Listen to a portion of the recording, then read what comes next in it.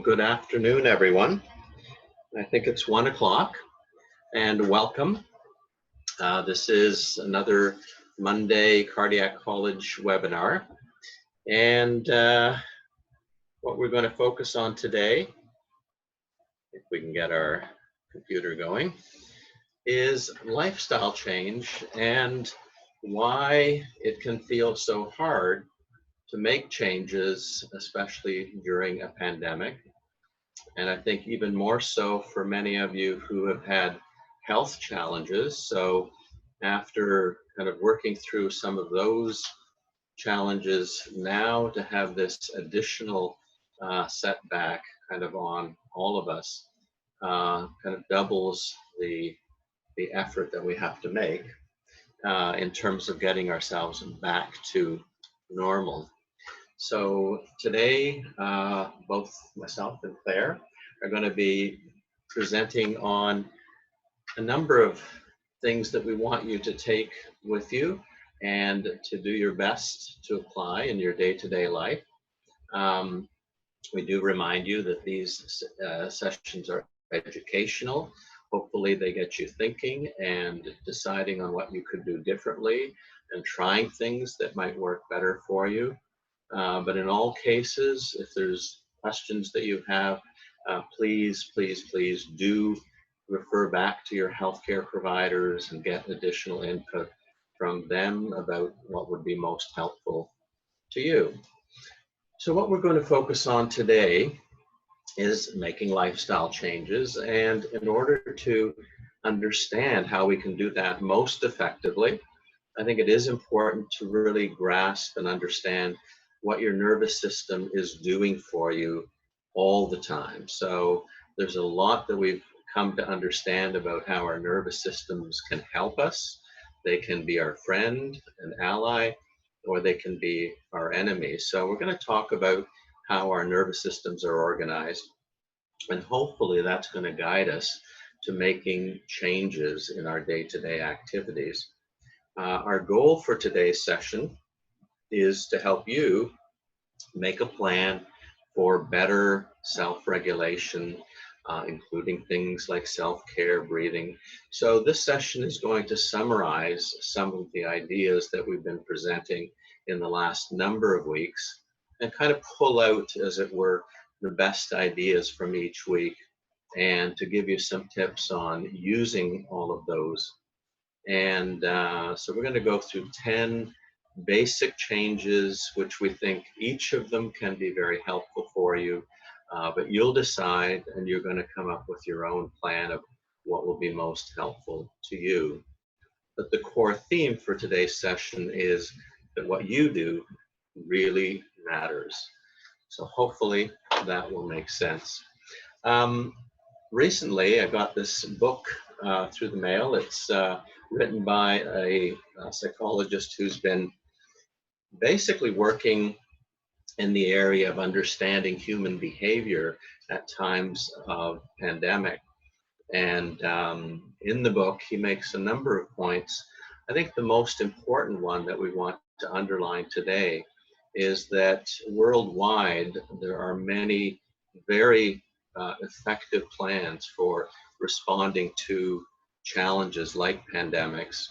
Many of those suggestions focus on social communication, getting risks across to the public, encouraging people to self-isolate, and all of the things we need to do to protect ourselves and our loved ones. So that's done usually pretty well. But what's often neglected is just understanding the incredible toll that it takes and the pressure that it puts on our nervous system and our mental health challenges that these unexpected and prolonged events have for us. So we're going to walk you through some of the challenges and then get to what you can do about them. So the 5 challenges of COVID, or I guess 5 of many, are 1, uncertainty. This instills a deep sense of dread and it drives our anxiety. The second, fear and stress. Life and death consequences for self, our children, parents, and our friends. The third challenge is loneliness, distancing from family and friends. Number 4 is worry, not able to let our problems go. And number 5 is loss, feeling loss of control, loss of our healthy routines, and the life that we were used to. Yeah, and when you take all of those things together, they have impacts on our emotional systems. And so there are 3 circles in emotional regulation. So there's the drive system, the soothing system, and the threat system. And our hope is that these 3 systems are relatively the same size. We don't want one to be, particularly the threat system, to be much bigger than the other 2. So the threat system is, it manages our threats, it protects us, it also helps us to survive and to seek safety when we need to. The drive system helps us to achieve goals, consume and accomplish tasks. The soothing system helps us to slow down, soothe ourselves, rest and digest, and provides us with safeness, kindness, and care. So for many of us, this pandemic, particularly now that we've been, it's been a good 8 weeks or more, many of us are starting to feel pandemic fatigue. And so what's happening is all of our systems, the drive system, the soothing system, and the threat system are, I would say, getting maxed out in different ways. And so with our threat system, we may be starting to feel trapped, dread, angry, or anxious. With our drive system, we may be starting to not look forward to things, or feelings of inner deadness or despair. And with our soothing system, we may be starting to feel very separated, alone, disconnected, feelings of no one understanding us, and feeling unsafe. So you may be feeling some of these things. Hopefully you're not feeling all of them. But for many of us, at least at some point, we will feel some pandemic fatigue.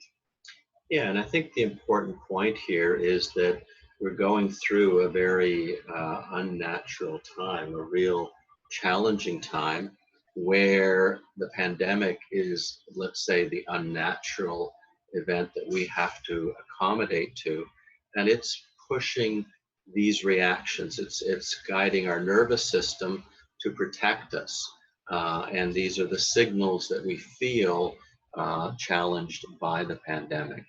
So the big takeaway here is that it's normal at times to feel that you're upset or angry about things. You may be watching on TV when people are gathering in parks and just noticing that it really upsets you a lot now, whereas before you may have been much more easygoing. So these are normal reactions, and what we're trying to highlight for all of you is that those are kind of signals to you that we can do something, or we need to do something to better manage that underlying nervous system. So we're going to start with these quotes. Now, these are all from William James, and William James is considered one of the fathers of American psychology, and he wrote a text that's used even today of the principles of psychology. But these are some of the things that he said. He said, act as if what you do makes a difference, because it does. It's important. And the other important discovery, he said, the greatest discovery of my generation back in the late 1800s is that human beings can alter that a human being can alter his life by altering his attitudes. And the greatest weapon against stress is our ability to choose one thought over another. So these give us some guidelines of how we can exercise our um, will and how we can better deal with the pandemic that we're all facing. And this last quote, I think, should lay the groundwork for what we're going to talk about for the rest of today's talk. He said, "The great thing then in all education is to make our nervous system our ally instead of our enemy. We must make automatic and habitual as many useful actions as we can." So we're going to introduce to you some useful actions, and we're going to give you the goal of making those useful actions um, uh, habits for your day-to-day activities. So William James mentioned making your nervous system your ally, and 100 years later, this is how we now understand how our nervous system is wired.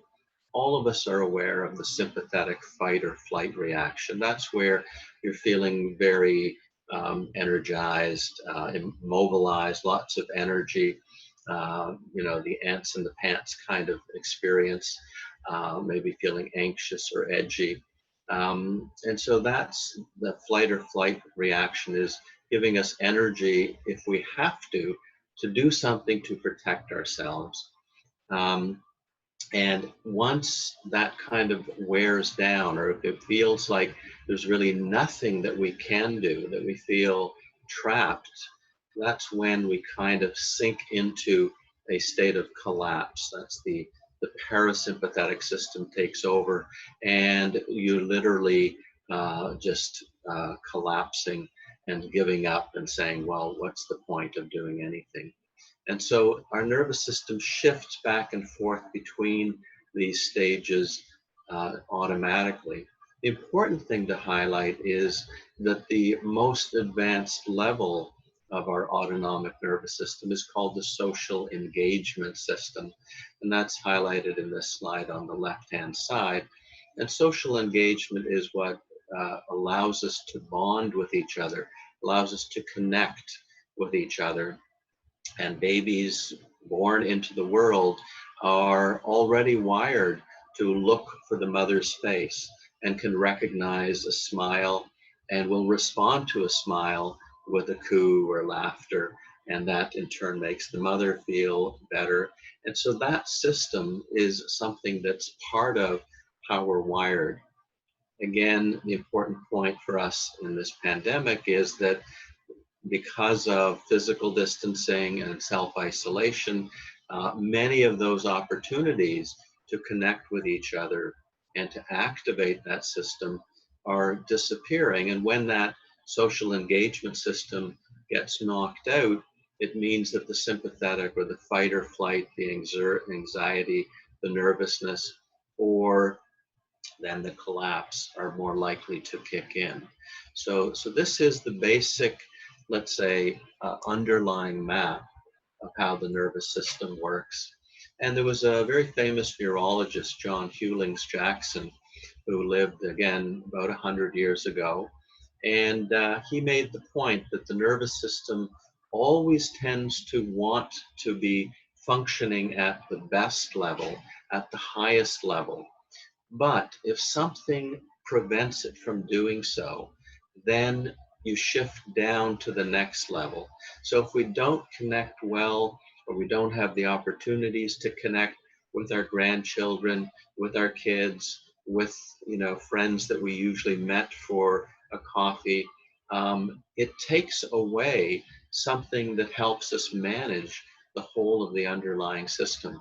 And then we kind of knock down to that state of feeling very nervous and threatened. And if it persists, then we get to that state of freezing or feeling kind of hopeless. So hopefully this guides you to understanding your own internal states. And we want you all to kind of reflect right now on, when you felt these kinds of states in the last week or two? Have there been times, maybe it was when you were doing a Zoom meeting with a family member, or talking to a neighbor, across a fence, or, with the 6 meter separation, but you remember feeling, I'm okay, I can manage. This is a nice day. It's sunny.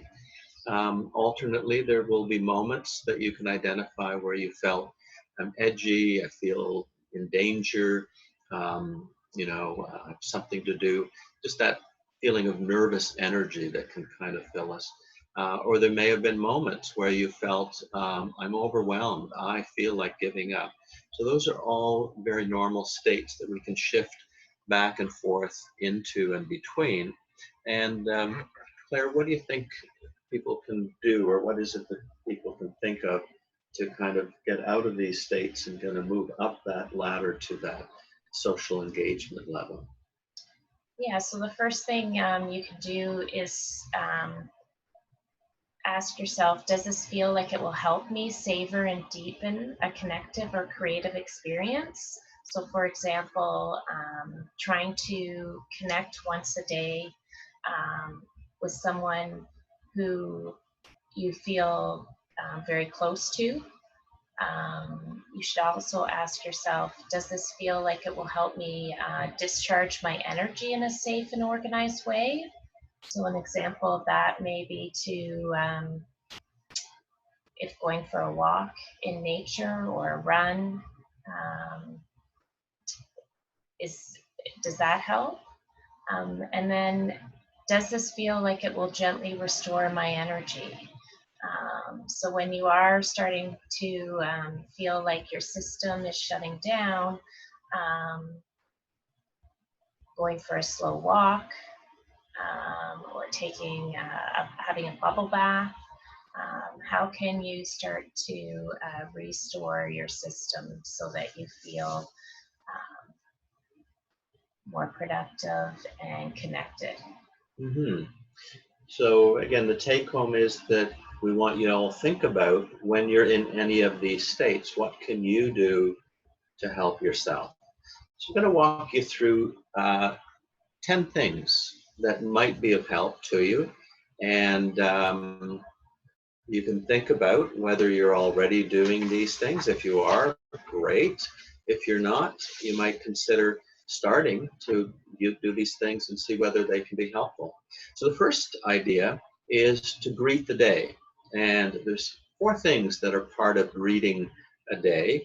The first is to wake up at the same time every day. This is really important for your nervous system, because it's telling the nervous system when activity begins.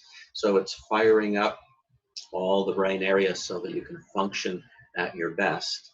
What it also does is it helps promote better sleep-wake rhythm. So if you're always waking up every morning, let's say at 7 o'clock, then your brain gets the hang of what's going on and it can use your sleep time more effectively.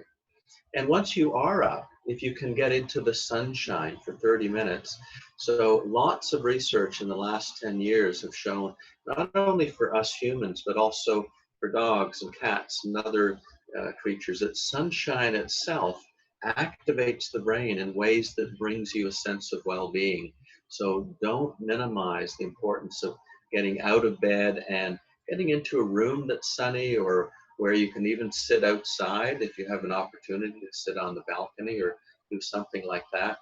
Just soak in the sun or that light for the next 30 minutes. There's also the importance of just getting your body used to moving and going through some morning stretches. Some people do yoga.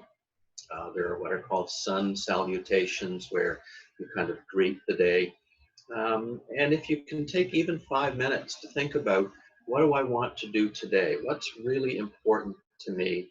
What will be meaningful me? What meaningful to me? What can I look forward to across my day? That would be really helpful.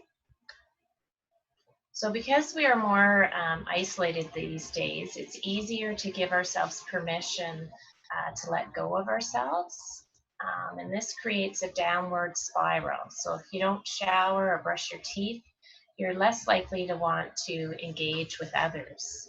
So it's very important right now to focus on our self-care. Um, your physical, mental, social, emotional, and spiritual health are your job. Um, if you can take 60 minutes a day to attend to these important aspects of self-care, think about what areas you have been neglecting, and one thing you can do today to ensure both time and balance in self-care. Yeah, because these are things that we often neglect, or we don't have time because we kind of launch into our day and we get started. We haven't really thought about how important it is and how we can really do the best for ourselves. And of course, a really, really important part of this, as all of you know, as cardiac rehab people, is that exercise is your friend. And exercise includes not only aerobic, so moving your body through space, but also strengthening muscles, doing some kind of resistance training that's comfortable, but that puts some level of additional load to strengthen muscles and to increase your sense of stamina. So all of these things we do for sure because it helps our hearts to heal and for our hearts to strengthen and to become more healthy. But the other important side effect, if you want to call it that, of exercise is mental functioning. That exercise actually fuels the brain. All that oxygen, all that glucose that comes up to the brain helps the brain become more vigorous. Your memory systems respond more effectively if you exercise on a regular basis. And of course, these days, as we're getting into the summer up here in the northern hemisphere at least, we have sunshine that almost invites us to come outside and enjoy being out in the open spaces and the parks that we have available. And because we're more isolated than we normally are, it's really important to be mindful of connecting with others. So it's important to take at least 30 minutes to connect with others, whether this is by FaceTime or phone, social distancing walk, or snail mail. And it's not about connecting with as many people as possible, but more about having a meaningful connection with someone. And this really helps fill our souls, which keeps the signaling of the neurotransmitter oxytocin from being disrupted. And the oxytocin is what helps us feel close and supported. And it decreases our loneliness. And it also helps us to recognize that we're all struggling. Absolutely. And another thing that each of us can do is just to use breathing in a way that calms the nervous system.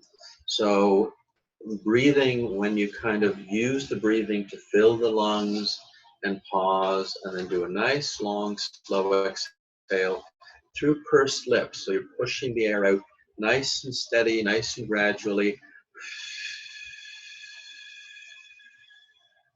for a good 6-7 seconds means that you're slowing down your breath rate. You're using all of your lungs for the inhale and the exhale, which means that you can get by on just having 5 breaths in a minute. And what that does is it helps the nervous system to regulate. That sympathetic, that nervous energy side of you actually slows down, and the parasympathetic system is boosted. So all during that exhale, as you're breathing out, you're calming the nervous system. You're actually slowing your heart rate as well. That's called vagal response to the breathing. So you get that up and down in the heart rate variability that happens. And when you do the breathing in that kind of a slow, leisurely way, you're increasing and improving your heart rate variability, which is also a sign of health. So those of you who did the exercise in assessing what kind of your breathing, what kind of a breather you are in the earlier video, if you were a chest breather, the good news is that you can change that.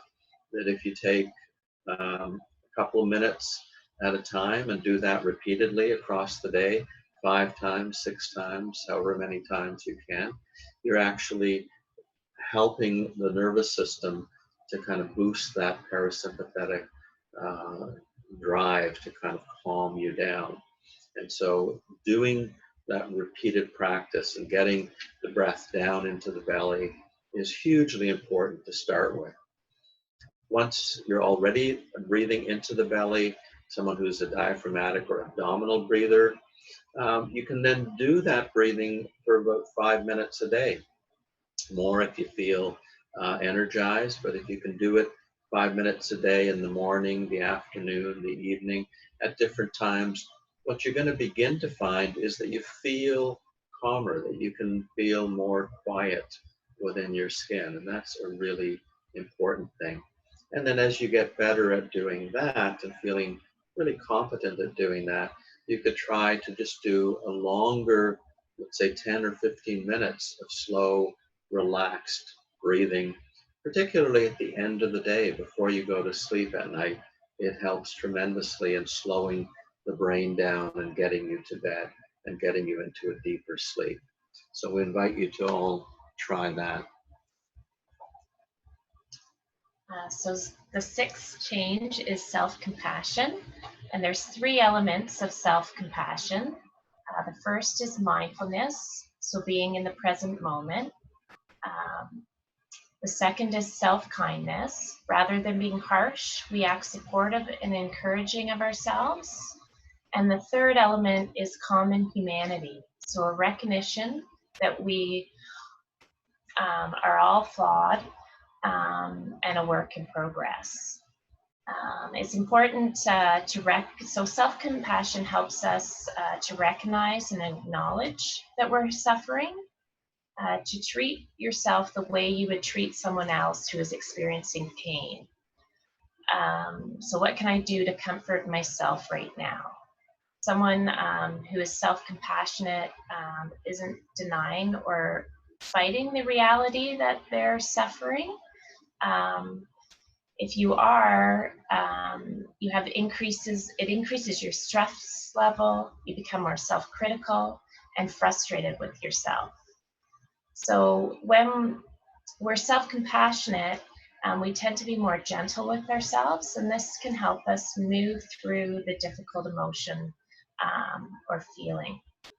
And this can also make us feel closer, particularly to those who we're close to. When we're judgmental of ourselves, we tend to be more judgmental of those who we're particularly close to. And so then if we're doing that, we feel more disconnected. Yeah, and I think during the pandemic, you see people who kind of show example of feeling self-compassion and reaching out to others and helping them. And you also see the reverse of people who are taking things very personally and get very, very upset and begin to act in ways that are not so nice. So it can work both ways. The seventh thing is really to take seriously, especially at this time when I've heard from so many patients that every day feels like it's exactly the same. It's kind of like Groundhog Day, that movie. I don't know if any of you saw it, but where every day he wakes up and it's exactly the same alarm and same getting out of bed and so forth, that we can just get lost in just how monotonous and boring the repetition is. And so what I'd invite all of you to think about is, well, what's important to you? What are your treasures? What's the most important things in your life? Or what you might call your life passions? Your long-term goals. What is it that you would really like to accomplish? In that now we do have at least time to think about fulfilling personally meaningful goals, things that maybe we've thought of at different points in our lives, but said, oh, I don't have time for this right now. I've got to go into work, or I've got to help my brother, or whatever it might be. It's led us away from. Well, right now, in a way, you can think of the pandemic as helping you to go back to what is it that's most important for you. And then once you've identified what those life purposes or goals or treasures are, what are you doing this week, in the next day, the next few days, to support what's most important to you? How could you do that in a better way? Is there something you could do differently? But it starts with just taking time to think about what's most important to me, pause and reflect on that, write it down for yourself, and then think about how you can best move towards it. What one or two small steps can you take that would meaningfully incorporate what's your long-term goal? And then, of course, once you've identified that and taken the first step and done something today or tomorrow, you might reevaluate. And as you go forward, you might change or be aware of other important long-term goals, other things that are really of great importance to you. And it kind of builds on itself. But it has to start with you taking the time to identify where you want to begin. The eighth change is emotional regulation.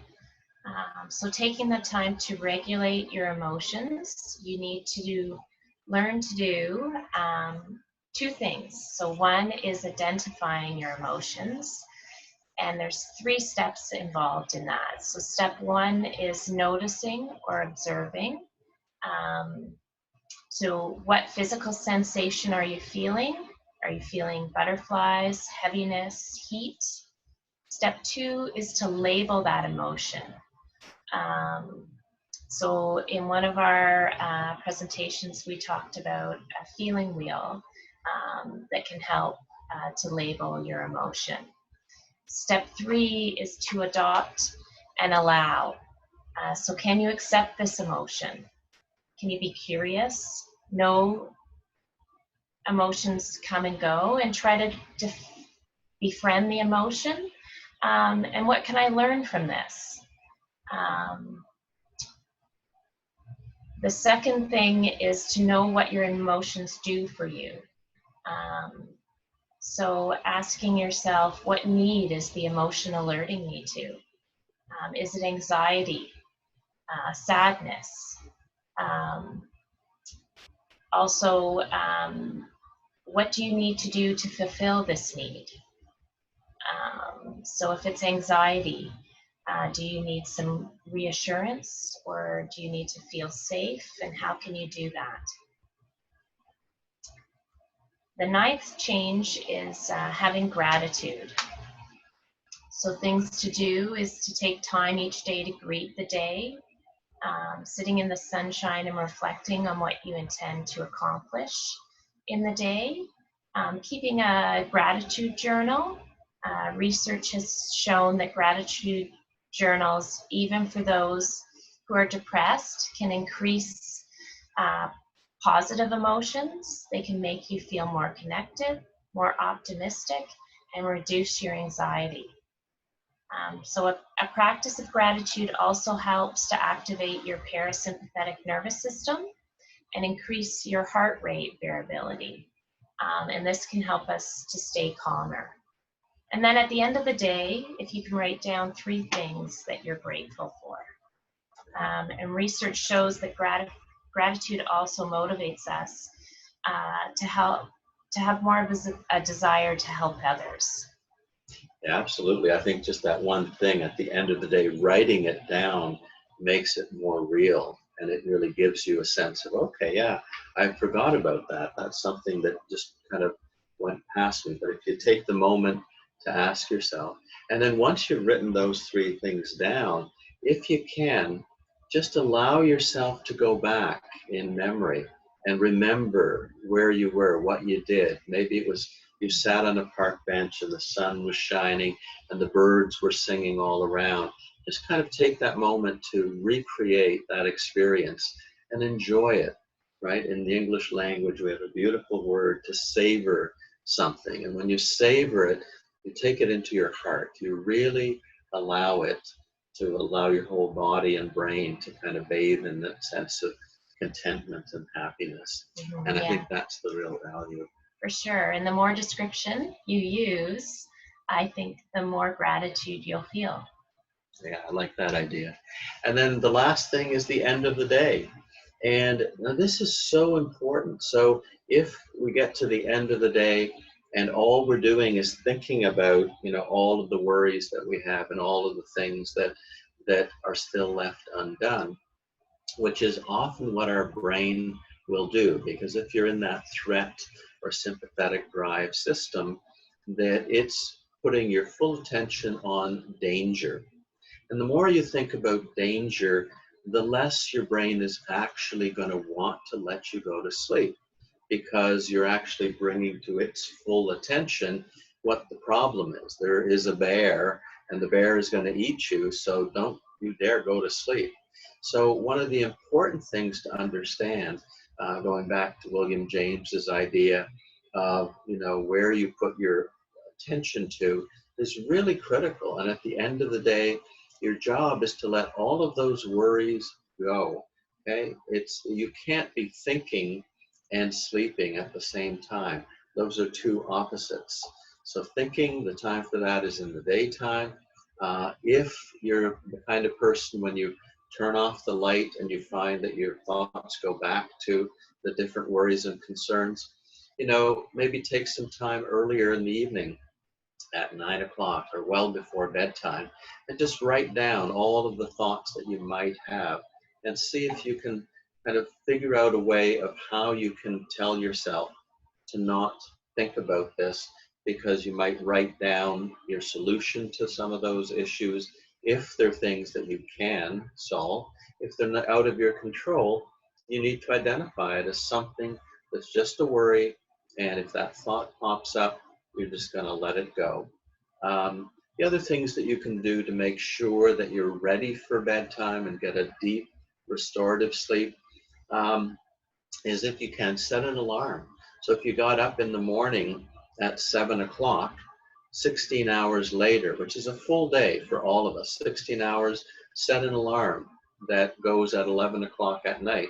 And that's telling you it's now time to shift to taking care of yourself, letting go of all of the world's activities, all of your projects, anything that's important to you in your day-to-day life.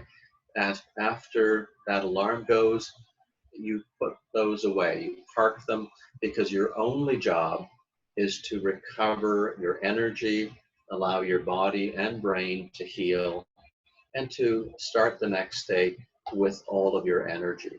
And that does mean just giving up all of those thoughts and worries and activities.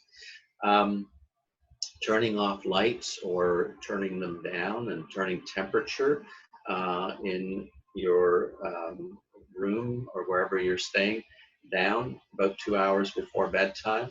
So they say turning it down to about 17 degrees or so would help the body understand it's late in the day, it's time to slow down and get ready for bed.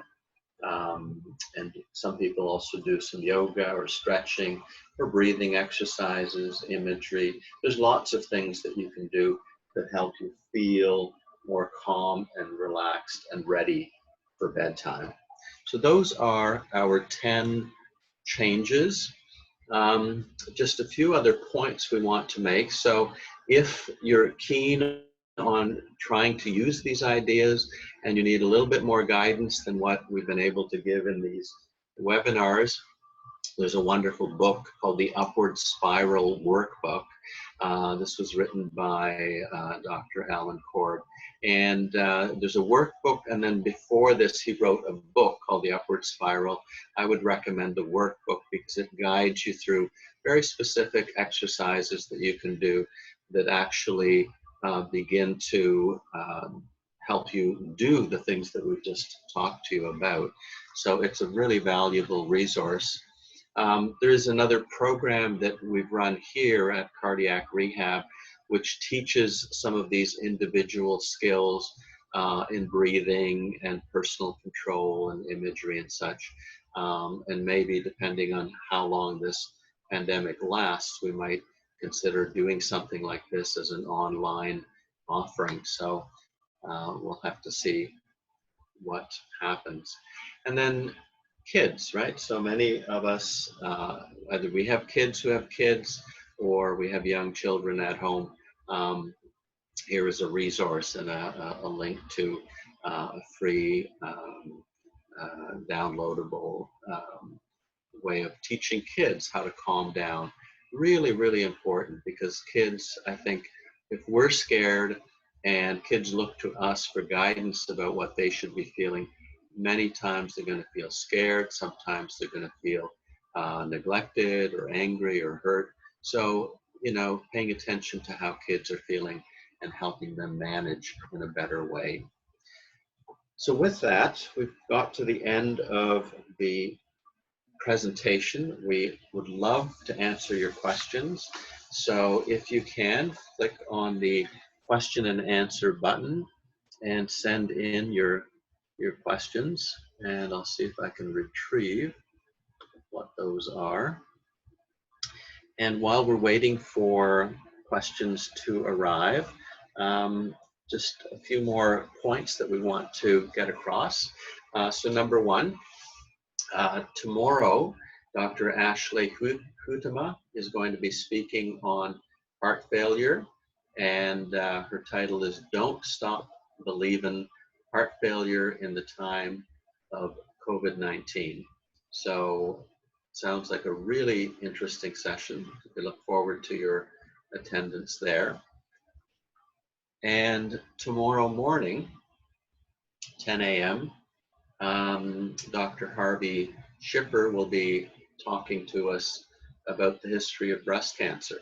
So again, sounds like a really interesting presentation, and again, may be of interest to many of you, and we welcome your participation there. So questions. So the first question that's come in is, in a previous presentation, you referred to a resource to learn better breathing. Can you repeat the reference? Yes, the reference I think that I gave was neurorelaxation.com. So that's a website that I'm putting up to provide help and guidance for people in using breathing therapeutically. I must say in the last couple of weeks, I've been stuck with not being able to do very much in setting it up. But if you set that up as a connection, you can sort of follow it as we develop the resources and put them out there. The plan is to have videos and things that will guide you to using breathing more effectively. So thank you for that.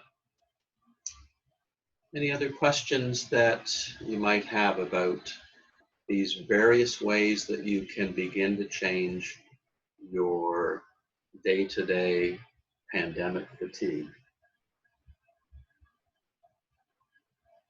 While we're waiting for people to think about what's on their mind, I know Claire and I talked about our own experience of pandemic fatigue and how it's just beginning to get to a place where we wish it were already over, but it's just so frustrating that it's just continuing to kind of hang over us like black clouds that don't move. And it's very frustrating. So important to understand that's a normal part of our own reactions in this difficult time. Yeah, and everybody will have will experience that at a different time. So there's not really a right and wrong time for it to happen. It's normal. Just know that if you do start to feel that fatigue, that it is normal and that we will all feel it at some point. And our experience may be different, but it is normal, whatever you're feeling. Mm-hmm. Yeah, and whatever feeling does come up, again, feelings are temporary. They will go. Even if you're having a moment or a day where it feels so overwhelming or so hopeless, things do change. And hopefully you can take from today's presentation something that is meaningful to you, something that helps you in making those shifts and helping yourself move towards feeling more content and alive. Next question that's come in: as the city starts to reopen, there's increasing anxiety about going out, even if using social distancing. How do we deal with this anxiety and head out? That's a really good question, right? Because it's normal. Again, that anxiety is telling you I'm going into a place where there's some danger for me. I think what's really important in that is knowing that the government has set up testing, and the importance of testing is to identify who in the community is testing positive and to be on that right away and preventing those people from going out and spreading that virus to others. So if that's happening with not only the testing but the contact tracing, where they follow up and find out where has the person been, did they go to the supermarket, who was there at the time. So all of those things are really important in ensuring for all the rest of us that we're relatively safe in going out. Now, it will never be 100%. And so for those of you who are particularly vulnerable, you may still want to be very careful with when you go out and to keep a distance from others. I think if you follow the rules of being separated from others by 6 feet and being outside potentially, there's contamination. So when you come back to your own home, to take off your shoes and things, go and wash your hands and your face so that you're not unintentionally affecting yourself. But once you're in your own home, that is a place that you've kept safe, and you should feel completely comfortable and confident in maintaining that. Yeah, and being in that space hopefully will it grounds you. I'm just looking at your question again. How do we deal with this anxiety and head out? So I think to help you deal with that anxiety, really to focus on some of those 10 changes that we suggested. I think that will help your frame of mind in moving through the anxiety. And as Dr. Reitav said, making sure that you're following the rules. But I think the first time will probably be the hardest, but as we get out more and more, hopefully that anxiety will start to decrease. And if you do, you get out and you're not feeling comfortable with how other people are behaving, just to make sure that you move to a space that makes you feel comfortable. So if you see a store where you don't feel that social distancing is happening, don't go in the store. Mm-hmm. Yeah, that's really important. And it's also important to know that how you go about it, you can decide for yourself. So choose to start on a day that maybe it's really, really quiet. So if in your neighborhood, let's say Sunday morning, there's nothing going on, go out on a Sunday morning, get the sense and the feeling of being outside and seeing, where you want to go to and who's, doing what, and just getting a sense of familiarity again with this new normal situation.